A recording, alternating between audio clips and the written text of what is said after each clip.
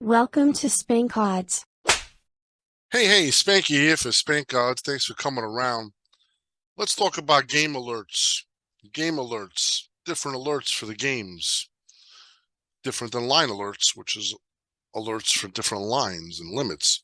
So game alerts, you could be alerted when a game gets started, when a game goes final, when a game enters the halftime, when lineups are announced for the game, officials, injuries, which is very important, our forte, and if there's a time change on a game. The way you set it up is simple. If you just go to started, for instance, you could set up whichever sports you want, and you could take out sports. So if you want to have NFL or just whatever sports you put in here, and then you could enable pop-up notifications and or sound notifications.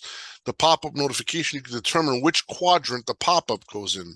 This is kind of a system-wide thing where we have pop-ups and you determine which quadrant, because some quadrants are more important than others. Some of them you kind of want to keep out of the way. So like the bottom left is something, if I want to start it, it's not as important to me.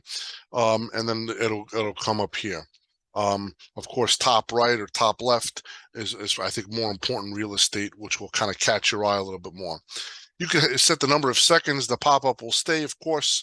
And if there's more games that sort at the same time, it won't overwhelm each other or impose on one another. So the pop-ups will then know to be able to stack because there was another pop-up there.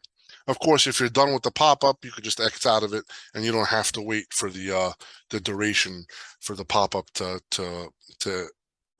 hide itself. Of course, you could also use default sounds and custom sounds for a sound notification.